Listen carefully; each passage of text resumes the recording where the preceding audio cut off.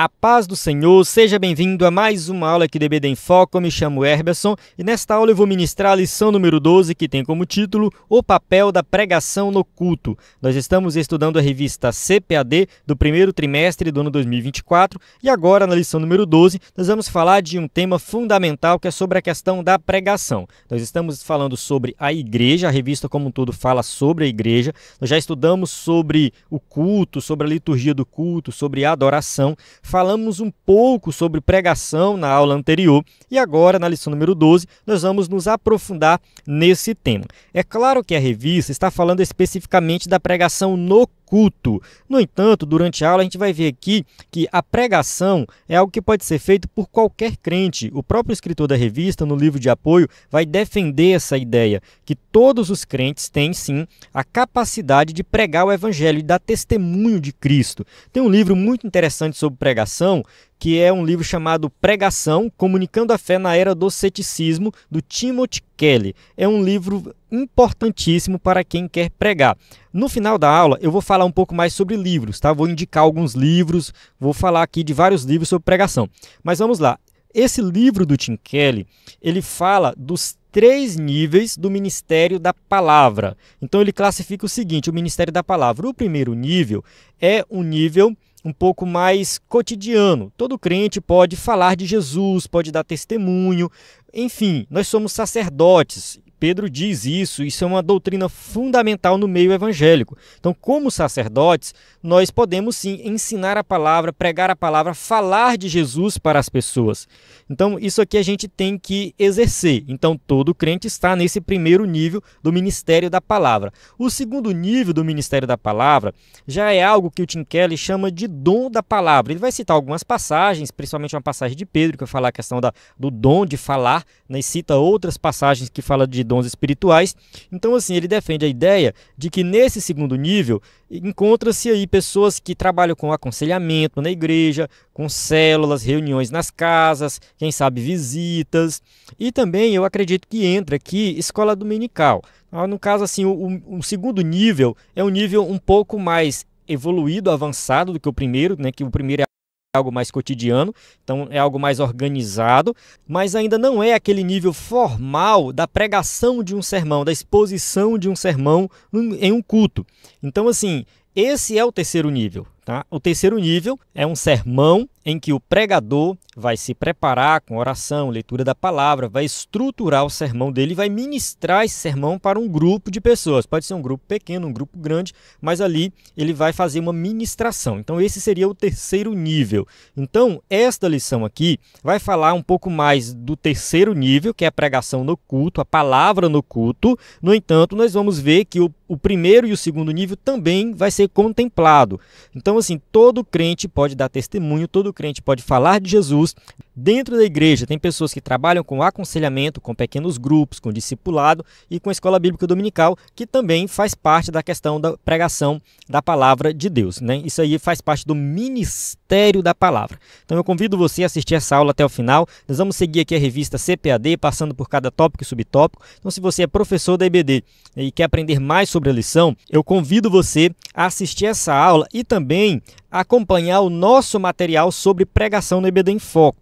Há um tempo atrás, eu criei um novo site para falar apenas de pregação, porque eu gosto muito desse tema. É um tema que realmente eu acho fundamental na igreja.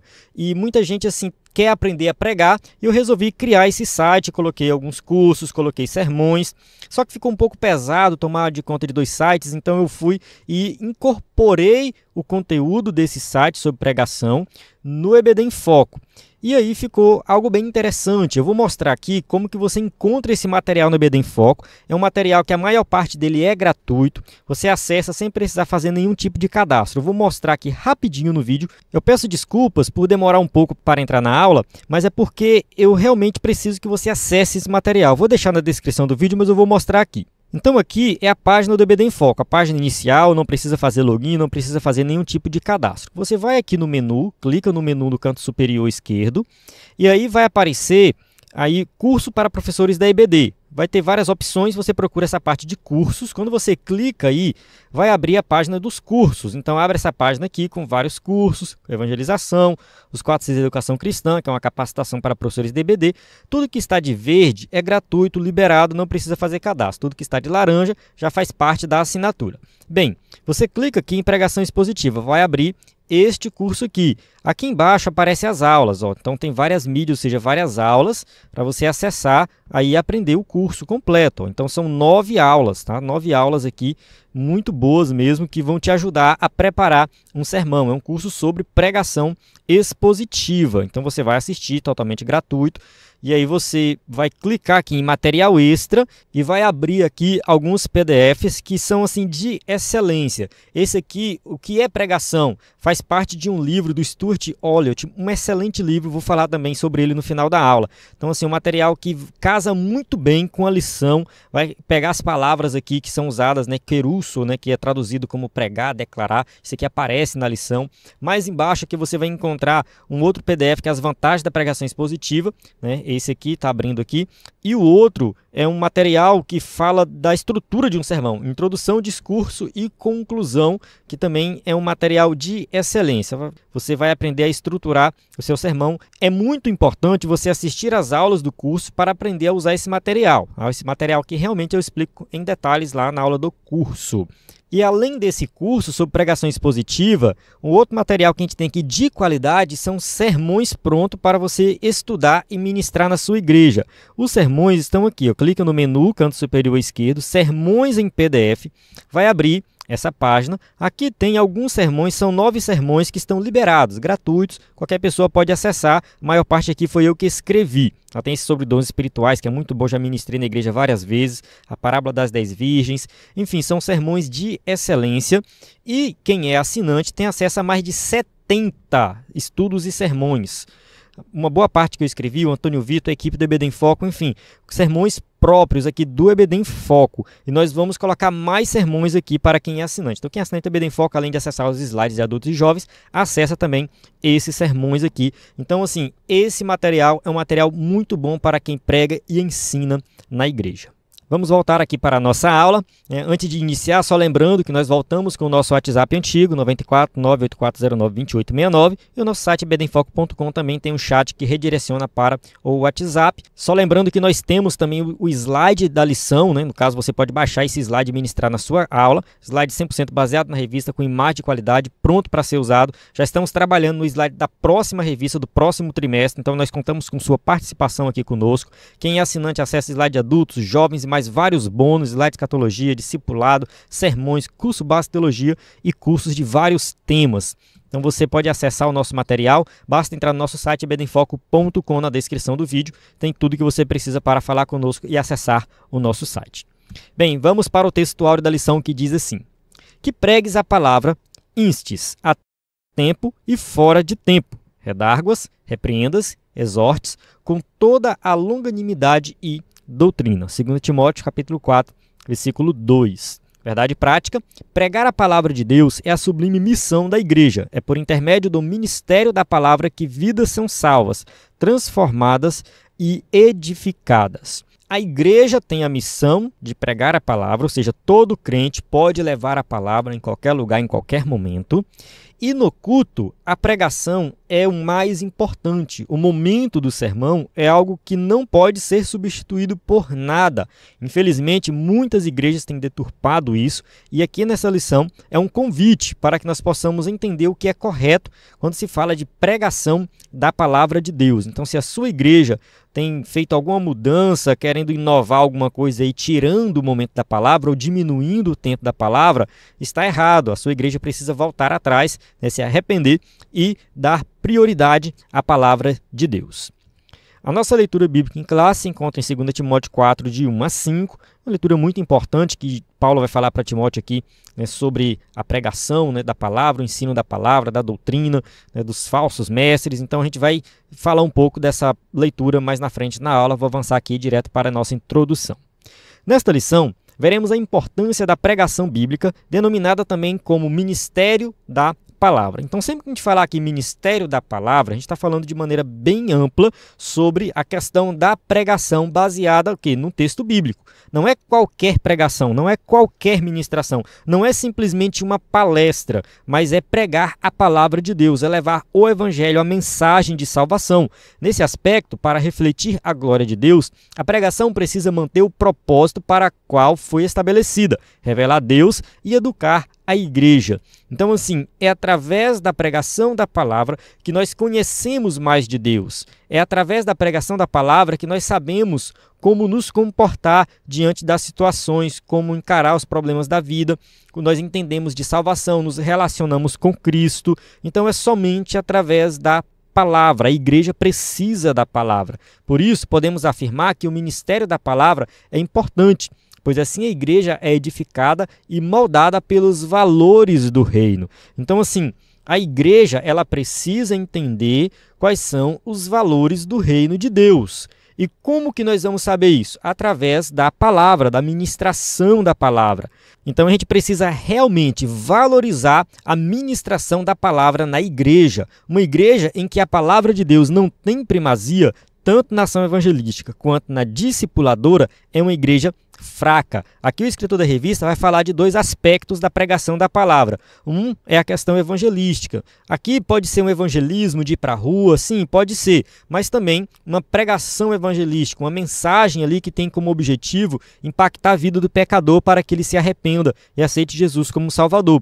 E a ação discipuladora da palavra tem a ver com aqueles que já são crentes e precisam melhorar cada vez mais. É claro que dentro dessa ação discipuladora, nós também pregamos o Evangelho, nós também apresentamos Cristo. A gente não pode ficar com esse negócio na cabeça de que tem dois tipos de pregação, a mensagem para quem não é crente e a mensagem para quem é crente. Eu vou detalhar isso durante a aula e vou explicar por que uma mensagem para quem é crente também é uma mensagem evangelística. Portanto, a natureza da pregação precisa ser bíblica e cristocêntrica. Em outras palavras, deve possuir sólidos fundamentos. Isso aqui a gente vai falar muito durante a aula. A pregação tem que ser fundamentada nas Escrituras. Então a gente vai falar um pouco sobre pregação expositiva. No meu curso, que eu mostrei agora há pouco, se você não viu, clique no link na descrição do vídeo, eu falo sobre pregação expositiva, como pregar expositivamente. Então recomendo você ver lá, porque a pregação expositiva ela defende a ideia de que a pregação tem que ser baseada em um texto bíblico, aquele texto tem que ser explicado dentro do seu contexto. Então a gente precisa pregar a Bíblia e pregar Cristo. Assim, pode parecer um pouco redundante, porque assim, a Bíblia fala de Cristo, mas infelizmente alguns pregadores por aí conseguem tirar Cristo do texto bíblico, tirar no sentido de não falar de Cristo. Eu vejo pregações por aí que fala de tudo menos de salvação, que fala de tudo menos de Jesus Cristo. E a gente vai ver durante a aula que o próprio Jesus falou que todo o Antigo Testamento aponta para ele. Ou seja, Jesus está presente de Gênesis a Apocalipse. Então, se prega a Bíblia e não prega Cristo, tem algo errado. É bem provável que não esteja pregando a Bíblia. Vamos para o tópico 1, Ministério da Palavra e seu propósito. Antes de iniciar esse tópico, eu quero ler um pequeno trecho aqui do livro do Stuart Olyott. Esse livro aqui, Pregação Pura e Simples. Aqui tem um trecho que eu coloquei, mas eu quero ler algo que está lá no site do EBD em Foco. Vou abrir novamente aqui o site do EBD em Foco. Então aqui é esse PDF. Você pode baixar, esse PDF clicando nessa setinha aqui. Mas eu vou ler aqui no site mesmo. Não sei se vai ficar muito pequeno, mas assim, deixa eu dar um zoom aqui para ver se melhora. Melhora um pouco, Mas, enfim, você pode ler no site ou pode baixar. Ele fala assim, eu achei bem interessante, ele fala assim, se não levarmos isso em conta, jamais seremos verdadeiros pregadores. Temos de nos livrar da ideia de que existem dois tipos de pregação. Uma que é adequada ao não convertido e outra que é conveniente para o convertido. De agora em diante, temos de rejeitar o pensamento de que pregar para o perdido e pregar para o salvo são dois fenômenos distintos. Não devemos estabelecer uma divisão entre um tipo e outro de pregação. Toda pregação é uma proclamação da salvação, no pleno sentido desse termo, a homens e mulheres, rapazes e moças. É verdade que a audiência pode ser constituída de pessoas muito diferentes. É verdade que os não convertidos e os convertidos não têm as mesmas necessidades. Portanto, é verdade que a maneira como a Bíblia é aplicada pode variar consideravelmente, mas não é verdade que a pregação ministrada aos não convertidos possui uma natureza diferente da pregação apresentada aos convertidos. Bem, eu vou ler somente esse trecho, eu vou voltar aqui para o slide e explicar um pouco o que ele está querendo dizer. Eu vou falar isso porque dentro desse tópico o escritor da revista trata desse tema. Então, eu não estou fugindo da lição, pelo menos eu acredito que não. Aqui no seu livro, o Stuart Olyott está tentando responder a pergunta: o que é pregação? E ele vai dar 4 respostas. Basicamente, são 4 coisas que respondem essa pergunta: o que é pregação? Ele fala que, primeiro, é proclamar a mensagem dada pelo rei, ou seja, falar exatamente aquilo que o rei falou, não pode mudar a mensagem. É anunciar as boas novas, no caso aqui é pregar o evangelho, é falar realmente de mudança de vida, apresentar Jesus, apresentar salvação, é dar testemunho dos fatos, ou seja, pegar aquela mensagem e mostrar o contexto em que ela está inserida, e é um esclarecimento das implicações da mensagem, ou seja, você vai explicar quais são as implicações práticas da mensagem na vida das pessoas. Isso aqui pode ser feito tanto para alguém que não é crente, quanto para alguém que é crente. É claro que são audiências diferentes, é claro que tem necessidades diferentes. No entanto, quando você vai ministrar para uma igreja que só tem crente, você não pode perder o foco de que aquela ministração tem que ser baseada na palavra sem mudar nada. Ou seja, a mensagem dada pelo rei, Querusso. Você tem que entender que ali na sua mensagem, mesmo para quem é crente, você tem que falar de Jesus, tem que falar de salvação. Ou seja, eu evangelizo, anunciar as boas novas. Entende? Não existe essa de que não vou falar de salvação para quem é crente. Não, não tem isso. Se você não fez isso, você não pregou. Entende? Enfim, você tem que cumprir esses pré-requisitos. Você tem que explicar o contexto, você tem que ensinar as implicações práticas disso na vida das pessoas. E você vai fazer a mesma coisa, tanto para quem é crente, quanto para quem não é crente. Você vai seguir essa regra aqui. É claro que você talvez nunca leu esse livro e nem tinha o conhecimento disso, mas se você já pregou alguma vez na vida e pregou a Bíblia, com certeza você seguiu isso aqui. Porque é natural que, ao pregar as Escrituras, você siga o que está escrito, você fale da salvação, você explique o contexto e você fala das aplicações práticas na vida das pessoas, ou seja, que ela tem que mudar, tomar uma atitude diante dessa mensagem. Amém? Então vamos para o tópico 1.1, a pregação como proclamação. O propósito mais sublime do ministério da palavra está no fato de ele revelar Deus às pessoas. Ou seja, esse ministério tem como propósito revelar Deus às pessoas. As pessoas precisam conhecer Deus e não tem outra maneira que não seja através da pregação. Recomendo você ler Romanos capítulo 10, do versículo 10 em diante, até o 17. Você vai entender melhor isso aí. Ali está bem claro que para crer tem que ouvir. E para que as pessoas ouçam, alguém tem que pregar. Então a pessoa só vai ter conhecimento de Deus através da pregação da palavra. Alguém pode argumentar assim, não, mas em Romanos também está dizendo que Deus se revela através da natureza, da criação. Sim, só que essa revelação natural de Deus através da criação, ela em si não salva. Ela deve levar o ser humano a ter curiosidade sobre Deus, a procurar saber mais sobre Deus. E esse conhecimento só vem através da pregação da palavra. Frequentemente, as Escrituras se referem a esse aspecto da pregação como uma proclamação. Então, proclamar a palavra é justamente isso, é apresentar para a pessoa uma palavra que é verdadeira, que vem diretamente do rei e tem como propósito salvação. Alguém pode argumentar assim, mas eu me converti, não foi através de uma pregação, eu me converti através de um amigo que era crente e tal, e conversando com ele eu resolvi crer no evangelho e fui na igreja diretamente aceitar Jesus. Eu me converti através de um livro, né? O Tim Keller ele fala isso, né? O Tim Keller do livro que eu citei no começo da aula, né, sobre pregação, ele mesmo disse que se converteu através de livros, lendo livros, né? Ele era um intelectual, uma pessoa que gostava de estudar, e aí ele lendo livros resolveu se aprofundar, e aí conheceu o evangelho e se converteu. Então assim, a proclamação ela vai acontecer de várias maneiras diferentes, mas ela tem que acontecer. Pode ser através de livros, pode ser através de uma conversa informal com o irmão, como eu citei no começo, os 3 níveis do ministério da palavra. O primeiro nível é esse nível do dia a dia, do cotidiano. Então, assim, essa mensagem ela tem que ser proclamada não importa o meio, não importa se é pela internet, se é por um rádio, se é pela televisão, se é por um livro, se é na igreja presencial, mas ela tem que chegar até o ouvinte. O verbo grego kerisô, traduzido como proclamar, é usado nesse sentido em vários textos do Novo Testamento. Atos capítulo 8, versículo 5. E descendo Filipe à cidade de Samaria, lhes pregava a Cristo, ou seja, ele proclamava Cristo. E esse verbo também era usado no cotidiano, e principalmente quando se tratava de um rei que queria enviar uma mensagem, ele chamava o seu arauto e entregava essa mensagem, falava, você vai entregar do mesmo jeito que eu te falei. Então esse arauto, ele fazia o quê? Um kerisô, uma proclamação. Ele proclamava a palavra do rei sem mudar nada.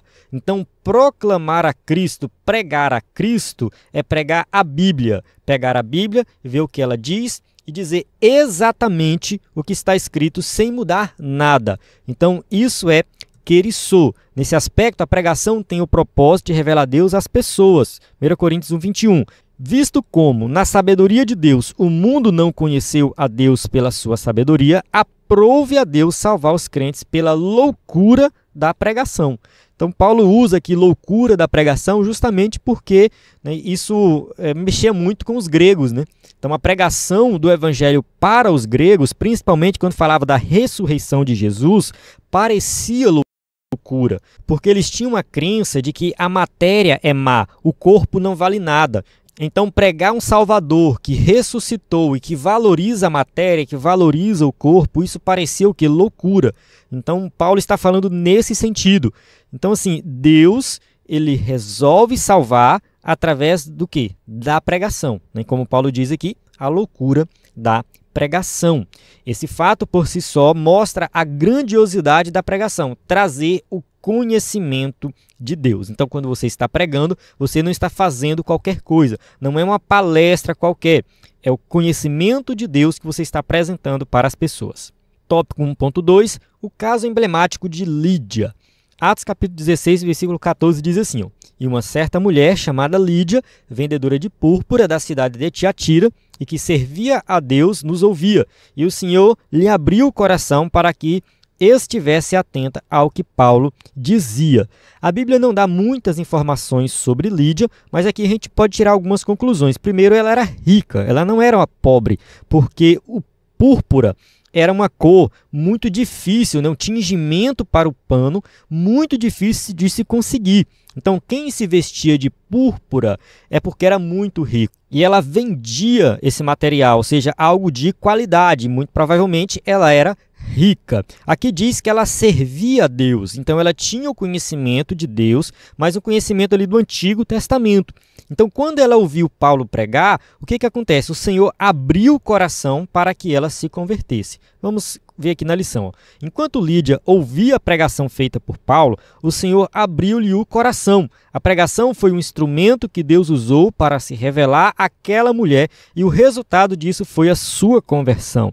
Então, assim, ela se converteu ouvindo Paulo ensinar, ouvindo Paulo pregar. O Senhor tocou no coração dela e ela se converteu. Então, assim, o papel do pregador é pregar. Quem vai tocar no coração, quem vai fazer ação na vida da pessoa, do pecador, é o Espírito Santo. Então, o pregador ele não tem que ficar preocupado quantas pessoas se convertem com sua mensagem. Ele tem que simplesmente pregar a palavra e deixar que o Espírito Santo faça a obra. Deus é glorificado na revelação de sua palavra. Esse fato é destacado por Paulo na sua carta aos Romanos. Romanos capítulo 10, versículo 17. De sorte que a fé é pelo ouvir e o ouvir pela palavra de Deus. Ou seja, só tem fé se ouvir a palavra de Deus. Aí sim a fé vai ser produzida no coração. Assim, devemos nos conscientizar de que a pregação da palavra de Deus é mais do que uma simples exposição de ideias, mais do que um discurso inflamado. Ela é o canal pelo qual Deus se revela ao coração endurecido. Então, assim, o evangelho ele é poderoso. Paulo diz isso. O evangelho é o poder de Deus para a salvação. Então, assim, não é uma palestra, não é um discurso. Pregar o evangelho é pregar algo poderoso. O evangelho ele tem um poder de impactar a vida das pessoas. É claro que nem todo mundo tem uma experiência extraordinária assim, com a pregação do evangelho, mas assim, a gente vê algumas pessoas falando tanto de conversão, quanto de pregação, né? Vou dar aqui um exemplo do Hernani Dias Lopes. Ele conta, né, que quando ele se converteu, ele estava muito empolgado, estudando teologia, e ele queria pregar para todo mundo. E ele foi num local, se não me falha a memória, era algum departamento do exército, alguma coisa do tipo, e ele chegou para um general assim, estava lá todo fardado, todo sério, que nem sequer acreditava em Deus, e apontou o dedo para aquele general e falou de Jesus, falou do evangelho, falou que Jesus amava ele, que Jesus morreu na cruz do Calvário para salvar e tal, apresentou o evangelho para ele. E aquele homem rude, né, ficou sem entender o que estava acontecendo, todo mundo ficou ali meio sem saber, né, e ele ficou com medo depois, né, o pessoal falou, olha, esse homem nem sequer acredita em Deus e tal, é uma pessoa importante. Eu estou contando a história aqui pelo que eu me lembro, depois eu posso procurar o vídeo do Hernani Dias Lopes e passar para você assistir, mas eu achei bem interessante, né, e aí, depois de alguns dias, esse homem manda chamar o Hernani Dias Lopes na casa dele, e ele vai, né, novamente lá e fica com medo, né, sem saber o que está acontecendo. E aquele homem começa a falar para ele, olha, aquela palavra que você falou comigo mexeu com meu coração, mexeu com minha mente. Eu não consigo dormir, eu estou perturbado, eu preciso entender mais, me fala mais sobre isso. E aí ele explicou o evangelho, ele se converteu e hoje ele é pastor. Então, assim, muitos anos depois, né, ele se tornou pastor, enfim, até hoje faz a obra de Deus.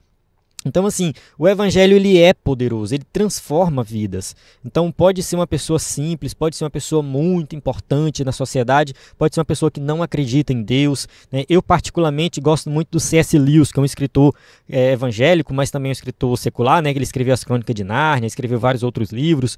Então, o C.S. Lewis ele era ateu, né? Ele não sequer acreditava em Deus, em hipótese alguma, né? Ele era muito relutante nesse sentido e ele se converteu através do poder do evangelho. O evangelho mudou o coração do C.S. Lewis e muda o coração de qualquer um. No caso, o C.S. Lewis era um intelectual, alguém muito estudado e tudo mais, né? E ele se converteu ao evangelho, escreveu vários livros evangélicos, enfim. Então, assim, o evangelho ele é poderoso, a gente tem que entender isso, mas temos que pregar a palavra de Deus. Tópico 1.3, a pregação como instrução. As pessoas que foram alcançadas pela proclamação da palavra precisam crescer e amadurecer no evangelho, ou seja, necessitam ser discipuladas, instruídas. Aqui a gente vai ver um outro aspecto da questão do evangelho, que é pregar para quem é crente. Ou seja, a proclamação ela continua. Não é uma mensagem diferente. Pode ser que a aplicação seja diferente, o contexto é diferente. Porém, você vai apresentar o evangelho para pessoas que são crentes, para que elas possam entender mais do evangelho, serem discipuladas. É significativo o fato de que o ministério de Jesus tem o ensino como um dos fundamentos. Mateus 4:23, e percorria Jesus toda a Galileia, ensinando nas suas sinagogas. Então, o ensino fazia parte do cotidiano de Jesus. Então, ensinar e pregar para Jesus praticamente não tinha diferença. Era o que ele fazia o tempo todo. No Sermão do Monte, Jesus também ensinava seus discípulos, ou seja, todos os seus seguidores. Assim também o apóstolo Paulo gastou grande parte de seu tempo ensinando os crentes, Atos 18:11, e ficou ali 1 ano e 6 meses ensinando entre eles a palavra de Deus. Isso aqui foi na cidade de Corinto. Então, Paulo ficou 1 ano e meio ensinando a palavra de Deus para que o povo se convertesse, fortalecesse na fé e a igreja, né, de Deus continuasse crescendo. Né? Então, assim, o ensino da palavra, né, era fundamental. Não é ensinar qualquer coisa, é ensinar a palavra de Deus. Paulo chegou mesmo a exigir de alguém que tivesse pretensão ministerial que fosse apto para ensinar. Ou seja, o pastor tem que ser apto para ensinar, o presbítero tem que ser apto para ensinar. Isso aqui é fundamental. Eu vejo por aí alguns pastores que não gostam de ensinar, que não gostam de pregar. Não, porque eu sou pastor, que eu fico só aqui na parte administrativa. Não sei não, eu acho que pastor de verdade, tem que ir para a linha de frente. Ou seja, tem que ensinar, tem que pregar, tem que estar ali o tempo todo instruindo o seu povo, né? Tudo isso mostra a importância do ministério do ensino e a responsabilidade de quem o exerce. Então, você que é professor da IBD tem uma responsabilidade muito grande, porque você não está ensinando qualquer coisa, está ensinando a palavra de Deus. Tópico 2, o ministério da palavra e sua importância. Vamos lá. 2.1, a edificação da igreja. A palavra tem a importante função de edificar a igreja. Essa edificação vem pelo confronto que o Espírito Santo traz pelo ministério da palavra que exorta e consola. Eu confesso que fiquei um pouco confuso quando li pela primeira vez esse parágrafo aqui da revista, né? Porque eu achei que ele estava falando de uma palavra específica, né? Mas não, é palavra com P maiúsculo. Então ele está falando aqui a palavra, ou seja, a palavra de Deus, tem a importante função de edificar a igreja.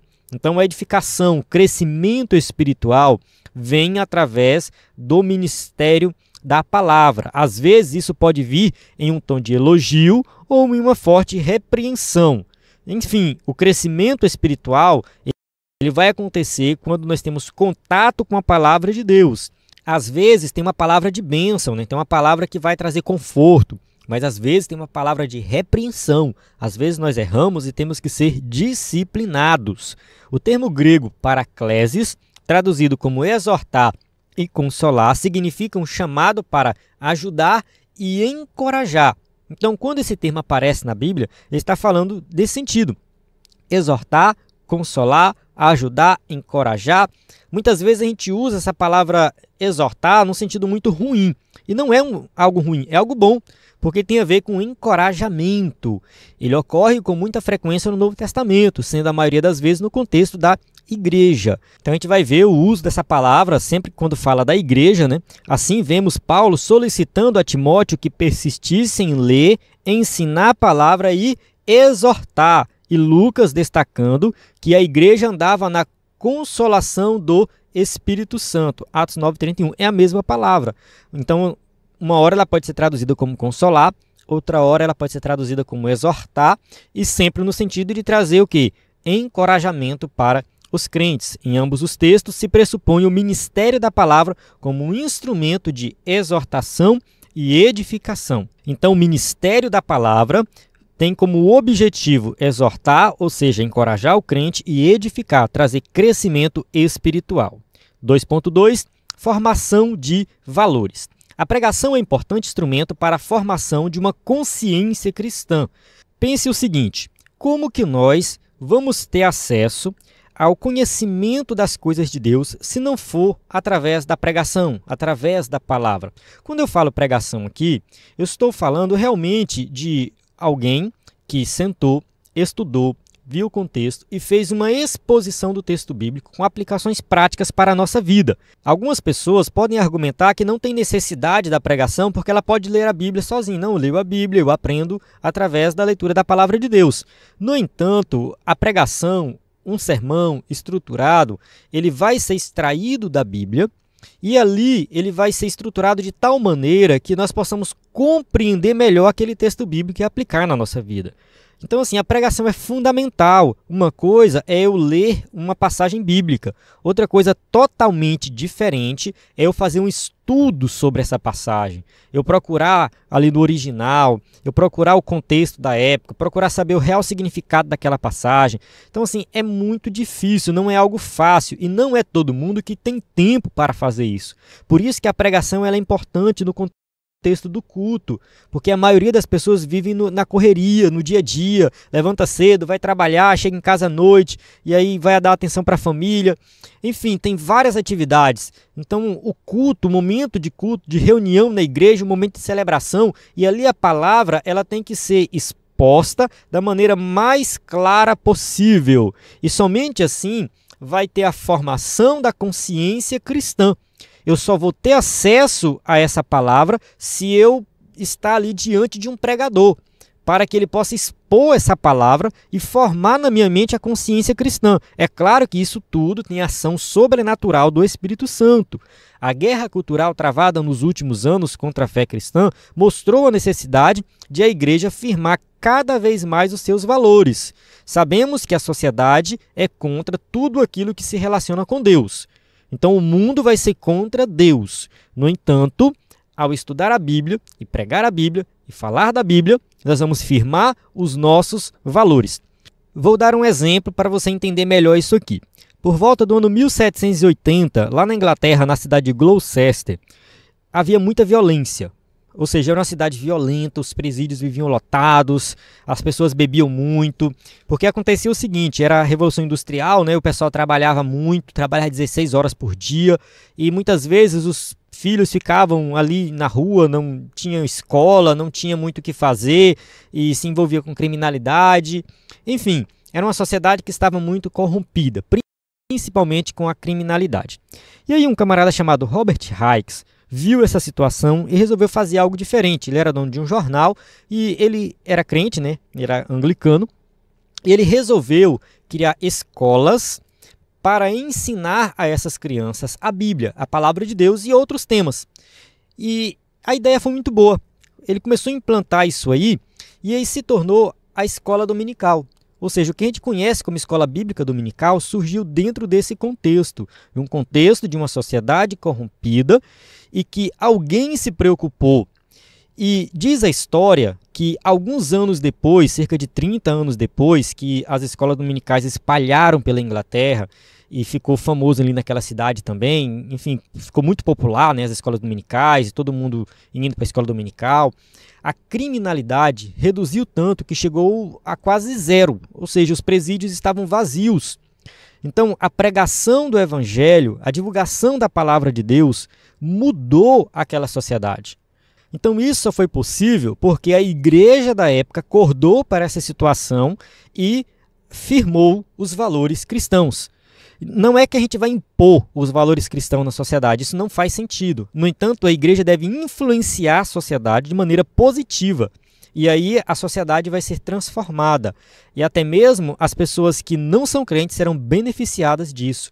Tem uma cidade no Brasil, não lembro mais o nome da cidade, eu li essa reportagem há muito tempo atrás, que diz que lá tem 80% de crente. Se não me falha a memória, é isso. É uma cidade que mais tem crente no Brasil.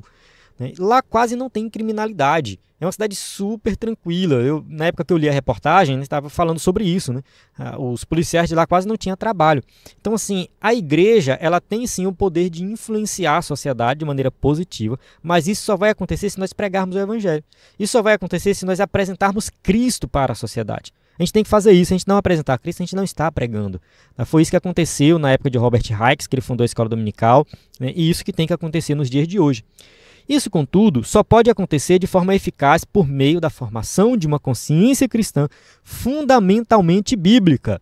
Ou seja, nós precisamos voltar a nossa mente para a Bíblia. Somente assim nós vamos impactar a sociedade.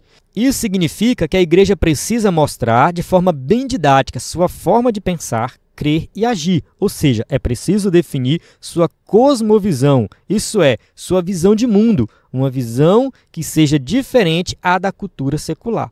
Então, a visão da igreja é uma visão totalmente diferente de qualquer visão secular. Nenhuma cultura secular, nenhuma visão secular pode se comparar com o evangelho. A gente está chegando aí na época de política novamente, né? E sempre que chega na época de política, o pessoal debate muito e tal, qual é a visão verdadeiramente cristã, qual é o lado que o crente deve apoiar, né? E eu sempre falei nos meus vídeos que a cosmovisão cristã, a visão de mundo que nós temos é totalmente diferente de qualquer ideologia política. A gente não se encaixa nesse mundo em hipótese alguma. A gente não se encaixa. A gente tem que influenciar o mundo através da pregação do evangelho. É algo que eu não abro mão. Tá? Eu creio nesse evangelho que é poderoso. Eu creio nesse evangelho que é superior a qualquer visão humana, a qualquer cultura secular. E eu creio que nós podemos sim influenciar essa sociedade, independente do sistema que esteja por aí. Mas nós vamos influenciar de forma positiva se nós pregarmos o evangelho e nos voltarmos para a palavra de Deus. E essa cultura secular, ela sempre se mostrou hostil ao povo de Deus. Do contrário, não seremos capazes de resistir à inversão de valores por ela disseminada. Então, a cultura secular, ela é contrária às coisas de Deus. Totalmente contrária. É claro que a gente não vai conseguir destruir por completo essa visão secular. Isso não vai acontecer somente no futuro escatológico, né? Porém, nós podemos sim influenciar a sociedade de maneira positiva e nós temos que fazer isso. Tópico 2.3, resistindo diante de uma cultura sem Deus. Jesus censurou seus discípulos chamando-os de geração perversa, porque os viu agindo com incredulidade. Mateus 17:17 diz assim, e Jesus respondendo disse, ó geração incrédula e perversa, até quando estarei eu convosco e até quando vos sofrerei? E Jesus está falando isso aqui para os seus discípulos. Se você ler um pouco antes, você vai ver que o contexto ali diz que chegou um homem clamando ali por misericórdia, dizendo que o seu filho sofria muito, era lunático, né? Então muitas vezes caía no fogo, muitas vezes caía na água, e os discípulos não puderam curá-lo, ou seja, eram incrédulos. E Jesus foi e repreendeu os discípulos com essa palavra. Vocês são o quê? Uma geração incrédula e perversa. E Jesus repreendeu o demônio saiu e o menino sarou. A influência de uma cultura sem Deus havia atingido negativamente os que andavam com Jesus. Por sua vez, no Pentecostes, Pedro também exortou seus ouvintes a salvarem-se daquela geração perversa. Então, quando eu vejo essas passagens bíblicas e outras passagens, eu percebo que o pecado naquela época não era muito diferente dos dias de hoje. Às vezes a gente tem a tendência de pensar que hoje é pior do que antigamente, que no passado era melhor com relação à perversão da sociedade, mas eu acho que não, tá? Eu acho que, enfim, do mesmo jeito que era no passado, era hoje, o pecado está presente do mesmo jeito. Se você assistir algum filme, alguma série, alguma coisa dos tempos de Cristo ali, né, do Império Romano, do Império Grego, você vai ver que a perversão na sociedade era algo generalizado e a sociedade realmente era incrédula, perversa, e essa sociedade influenciou, né, o povo judeu, influenciou muitos seguidores de Cristo. Então nesse mundo a gente só tem duas opções: ou a gente influencia ou a gente é influenciado. Assim também Paulo escreveu que Demas, um amigo de ministério, havia amado aquela presente era que o abandonou. 2 Timóteo 4,10, Paulo vai falar sobre isso, né? Então a gente vê aqui que Paulo, né, tinha um amigo de ministério que simplesmente amou a presente era, amou o mundo. E infelizmente hoje muitos têm feito a mesma coisa, amam mais o mundo do que as coisas de Deus. Esse mesmo apóstolo exortou os crentes de Roma a não se conformarem com aquela presente era, Romanos 12:12. Não vos conformeis com este mundo, mas transformai-vos pela renovação do vosso entendimento, para que experimenteis qual seja a boa, agradável e perfeita vontade de Deus. Então, um versículo muito profundo, mas que fala de mudança de mente, de transformação. Não vos conformeis com este mundo, ou seja, o mundo não presta, não tem nada que presta lá. Então, não se conforme, não se transforme, ou seja, seja renovado no vosso entendimento. Nas duas últimas referências, a palavra grega aion, traduzida como era ou século, é uma referência clara a uma cultura sem Deus. Ele está citando aqui 2 Timóteo 4,10 e Romanos 12:2. Né? Então, quando Paulo fala não vos conformeis com este mundo, ou seja, não vos conforme com essa presente era, com esse século, com essa cultura sem Deus, essa cultura que não tem amor a nada relacionado a Deus. Vamos para o tópico 3, o ministério da palavra e sua fundamentação. 3.1, deve ser cristocêntrico. Ou seja, o ministério da palavra deve ser cristocêntrico. O que isso quer dizer? Vamos entender melhor. A Bíblia diz que, descendo Filipe à cidade de Samaria, lhes pregava a Cristo. Atos capítulo 8, versículo 5. Nós temos que pregar Cristo. Somente isso. Não temos que ficar dando lições de moral. Não temos que ficar falando para as pessoas como que elas devem se comportar, simplesmente como se estivéssemos no nível superior de moralidade. É claro que o Evangelho vai dizer como que nós devemos nos comportar. Porém, isso é pautado em Cristo. Nós temos que apresentar Cristo e em Cristo nós vamos saber como que as pessoas devem se comportar, como que deve ser uma moral cristã. Tem um filme bem interessante que fala sobre esse tema. Eu esqueci o nome dele agora, mas é um filme de ficção científica que trata de viagem no tempo. Se eu lembrar depois o nome desse filme, você pode pesquisar aí também, ver se você acha. Eu vou pesquisar depois e colocar na descrição do vídeo. O filme conta a história de dois professores de um seminário, isso por volta do ano 1900. Né? Então eles vivem num tempo aí no passado, e um professor escreveu um livro, e no seu livro tinha um trecho que ele falava que nós poderíamos ensinar as pessoas como que elas deveriam se comportar, uma vida moralmente correta, sem precisar citar Cristo. Ou seja, basta você falar para a pessoa que ela não deve mentir, que ela não deve roubar e tal, e está implícito na mensagem que isso vem de Jesus Cristo. Aí teve um outro professor que discordou desse trecho do livro. Ele discordou e falou assim: eu não concordo, porque nós temos que falar de Cristo. Se nós falarmos simplesmente de aspectos morais, de uma boa moral, vai chegar um ponto, vai chegar um momento que as pessoas vão falar de uma boa moral sem falar de onde vem essa moral. E aí teve um embate entre eles, só que assim, esse professor que estava, né, alertando o outro do perigo de falar simplesmente de uma boa moral sem falar de Cristo, ele já tinha feito uma viagem no tempo e visitado o futuro, o ano 2000 e alguma coisa. E aí ele viu que no futuro as pessoas tinham isso. Eu devo viver uma vida boa, uma vida correta, eu não vou roubar, não vou fumar, não vou mentir, não vou beber, mas simplesmente porque querem ter uma boa moral. Salvação por obras, por um bom comportamento.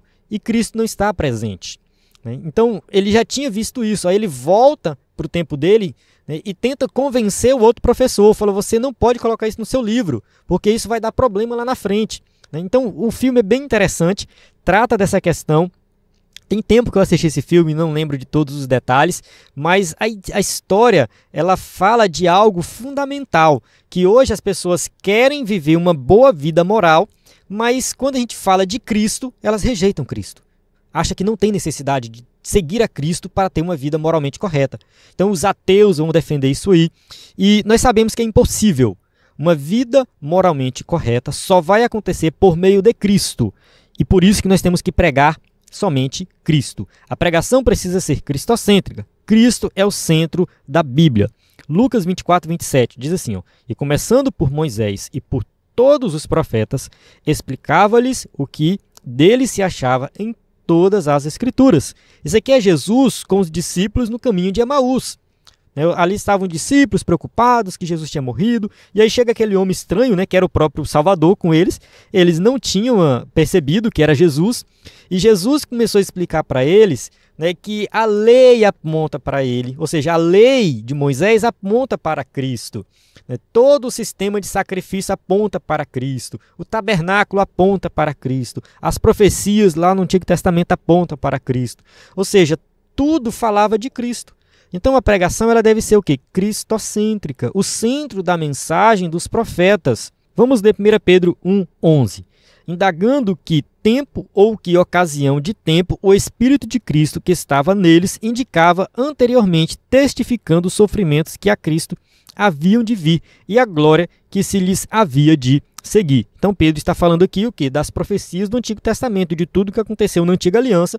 Tudo isso apontava para Cristo, falando de todos os acontecimentos da vida de Jesus, dos sofrimentos dele, da glória dele, tudo relacionado a ele. Assim, o alvo da pregação é revelar Cristo. Se você não apresenta Cristo, se você não apresenta salvação, você não pregou. Tem que falar de Jesus.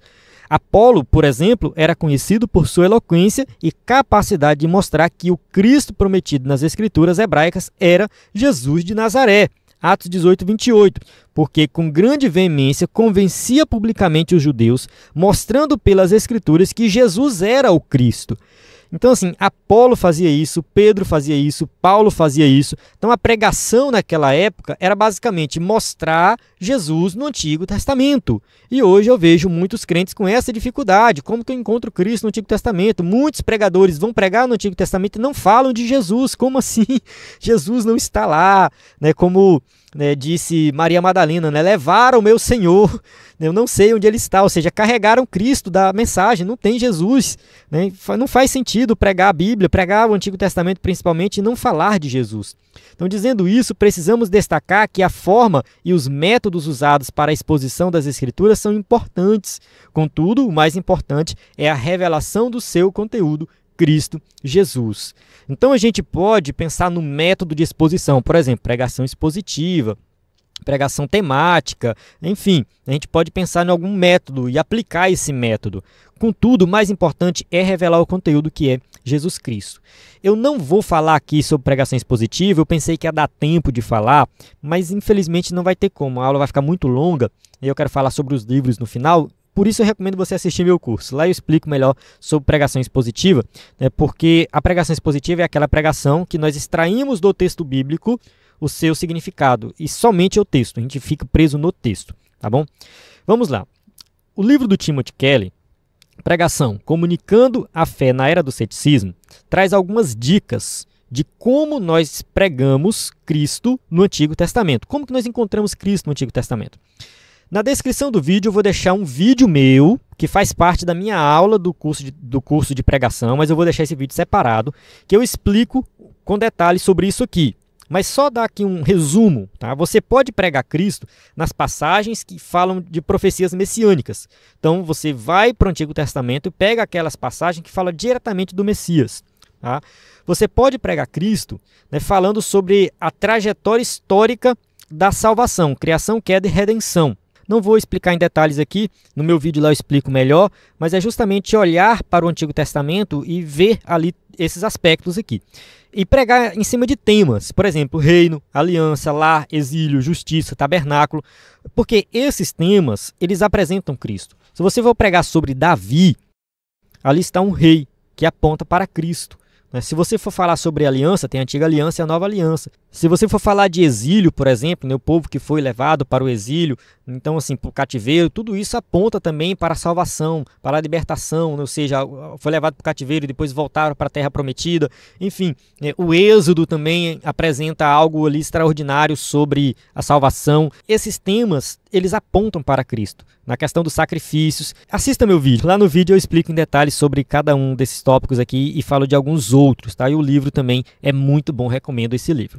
3.2, deve ser bíblico, ou seja, o ministério da palavra deve ser bíblico, a pregação deve ser bíblica, o sermão deve ser bíblico. Vivemos em um tempo em que a pregação em muitos espaços virou um modismo. Parece que temos pregadores, entre aspas, né, em demasia, mas o que se passa por pregação na maioria das vezes não é. Ou seja, alguém pode argumentar que tem muito pregador por aí. Nem tem necessidade mais de surgir pregadores novos, porque tem pregador demais. Só que assim, nem sempre eles estão pregando de verdade. Nem sempre são pregadores de verdade. Muitas vezes é só marketing, muitas vezes é interesse financeiro. Na verdade, são mensagens de autoajuda com um verniz de pregação. Esse tipo de mensagem é atraente porque amacia o ego e geralmente consegue muitos seguidores nas redes sociais para quem se vale dessa técnica. Eu citei na minha aula anterior sobre a teologia do coaching, né? E vou citar novamente aqui, porque o coach é isso, é alguém que vai falar do homem, né? O homem é o foco, então é o antropocentrismo, o evangelho de autoajuda, pregação é palestra motivacional. Então são pregações que não falam de pecado, que não falam de redenção, que não falam de Cristo, que não falam de salvação. Ou seja, é simplesmente uma palestra motivacional que te motiva a ser melhor na vida, que te motiva a trabalhar para ganhar dinheiro e tudo mais, mas evangelho mesmo não tem, tá? Esses pregadores, esses falsos pregadores aí, eles não pregam o evangelho. Eu poderia citar aqui várias heresias desses pregadores, vou citar só uma, para dizer que eu não falei nada. Tem um pregador por aí que ele diz o seguinte, que se Jesus estivesse lá no Jardim do Éden, ele teria comido do fruto também. Jesus teria pecado. Olha só que heresia. Não faz sentido Jesus pecar. Não faz o menor sentido. Então dizer que Jesus, lá no Jardim do Éden, cometeria o mesmo erro que nós cometemos é reduzir Cristo a nada. Ou seja, é um ser humano como qualquer um de nós. Então isso vem de um pregador famoso, aí, um pregador que tem fama na internet, né? É famoso aí na internet e tudo mais, né? Ele falou essa heresia, nunca corrigiu ela, né? E continua sendo uma heresia, né? E muitas outras heresias saem por aí. Então a gente tem que ter muito cuidado com esses pregadores. Eu não vou citar nomes aqui porque eu não me lembro de todos eles. Também é meio controverso, né? Alguém pode gostar, pode ser que tenha algum efeito, pode ser que tenha algum valor, mas eu prefiro deixar você fazer a sua pesquisa e entender melhor sobre a teologia do coach, né?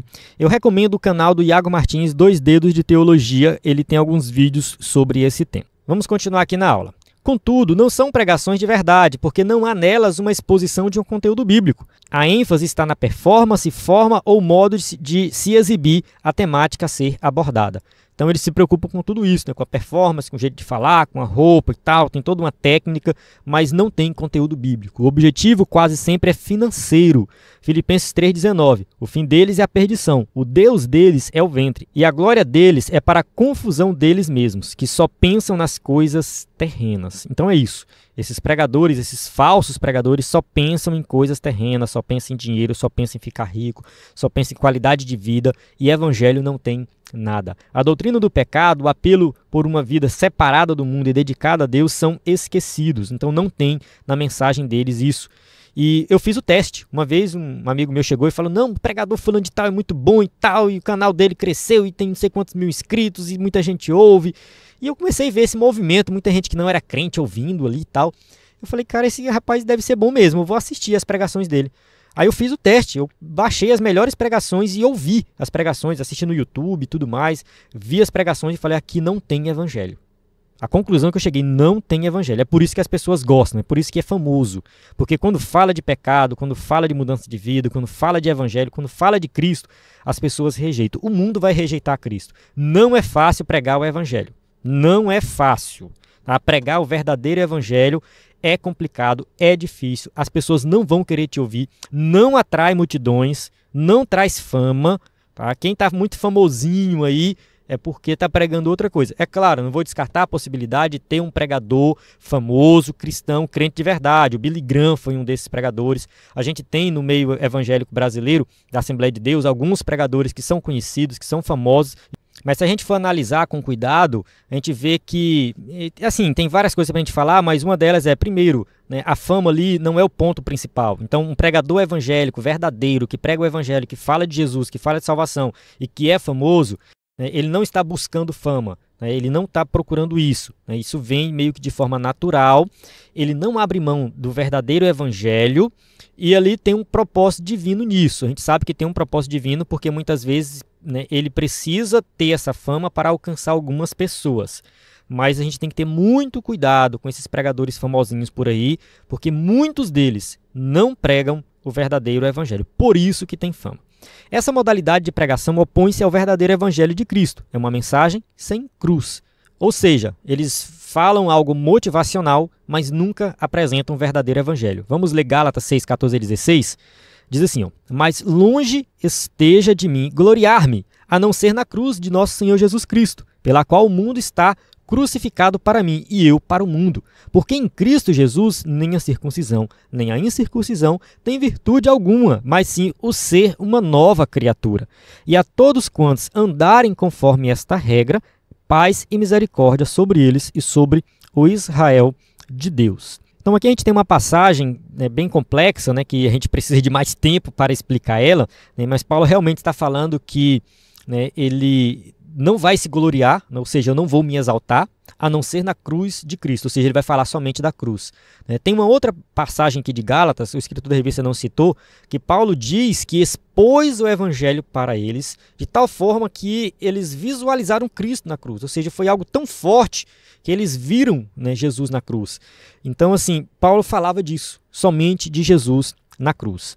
Na verdade, esse tipo de pregação glorifica os homens que são amantes de si mesmos, ou seja, essa pregação que não fala de Jesus, que não fala de pecado. 2 Timóteo 3, de 1 a 5, diz assim, ó, sabe, porém, isto, que nos últimos dias sobrevirão tempos trabalhosos, porque haverá homens amantes de si mesmos, avarentos, presunçosos, soberbos, blasfemos, desobedientes a pais e mães, ingratos, profanos, sem afeto natural, irreconciliáveis, caluniadores, incontinentes, cruéis, sem amor para com os bons, traidores, obstinados, orgulhosos, mais amigos dos deleites do que amigos de Deus, tendo a aparência de piedade, mas negando a eficácia delas. Destes, afasta-te.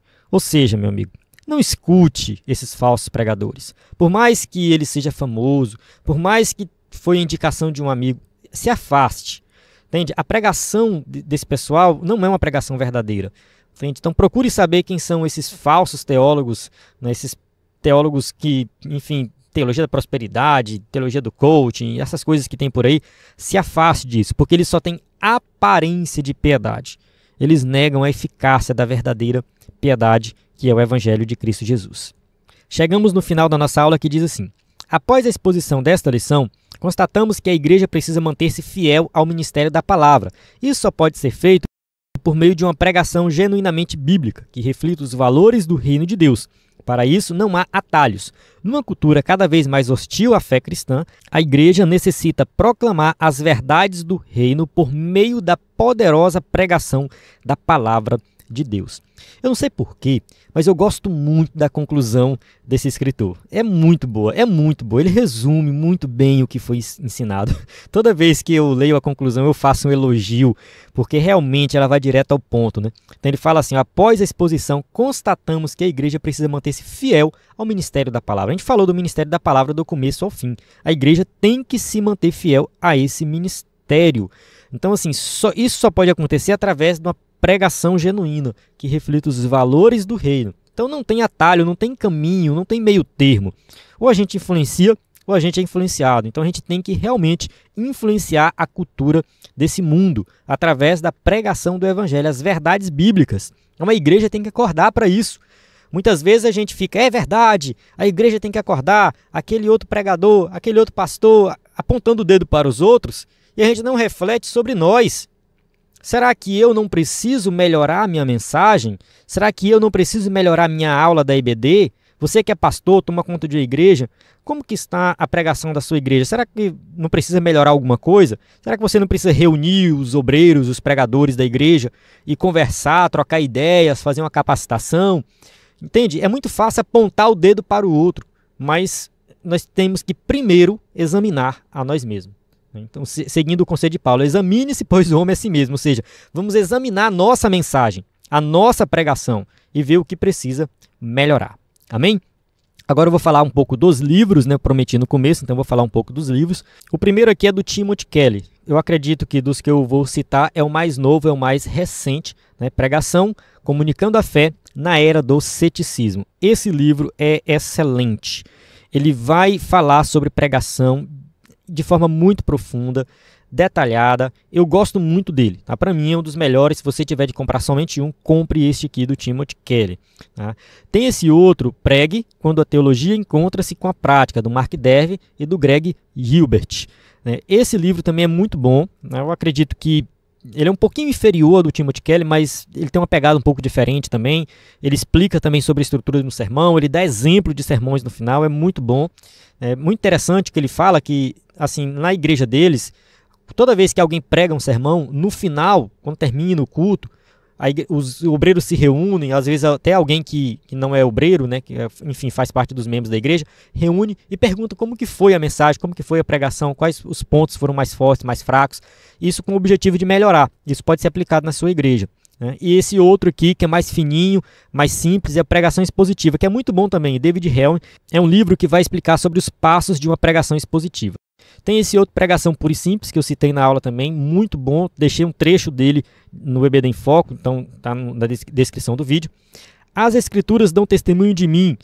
O J. Carse é o organizador desse livro, porque ele é uma coletânea de sermões, muito bom mesmo. Então, são vários sermões do Antigo Testamento que falam de Cristo.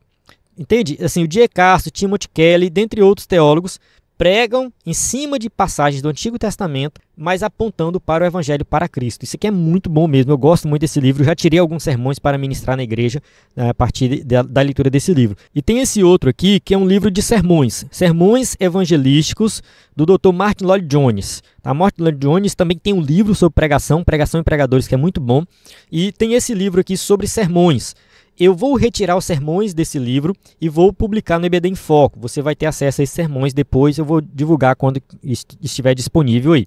Mas é muito bom mesmo, são vários sermões prontos. Tem alguns comentários expositivos. Para quem gosta de pregar, ensinar, eu recomendo comentários expositivos. Tem um comentário exegético e tem um comentário expositivo. É claro que você tem que definir o que você quer, né? O exegético vai fazer a exegese do texto e tal, vai se aprofundar no texto, mas não vai trazer uma estrutura de sermão. Já o comentário expositivo, ele traz tipo uma estrutura de sermão. Então tem essa série comentário expositivo, eu tenho esse de Samuel, mas tem vários outros, então entra aí no site da Vida Nova para você encontrar, tá? É só pesquisar assim, comentário expositivo, série comentário expositivo, ou então entra no site da Vida Nova. E tem o do Hernando Dias Lopes, que também é muito bom, ele tem assim de quase todos os livros da Bíblia comentários expositivos. São comentários realmente voltados para quem gosta de pregar, tem uma estrutura de uma mensagem ali. Então eu recomendo esses comentários para quem gosta de pregar e, enfim, quer aprender mais a estrutura de um sermão e aprender a pregar também. Amém? Bem, vamos para o final aqui da nossa aula, né? Temos as perguntas para quem vai usar o slide na igreja. Mais uma vez, reforçando o nosso site ebedenfoco.com e o nosso WhatsApp 94 98409 2869. Então, na plataforma EBD em Foco, você tem tudo que precisa para ministrar uma aula de excelência na EBD. A paz do Senhor, até a próxima aula.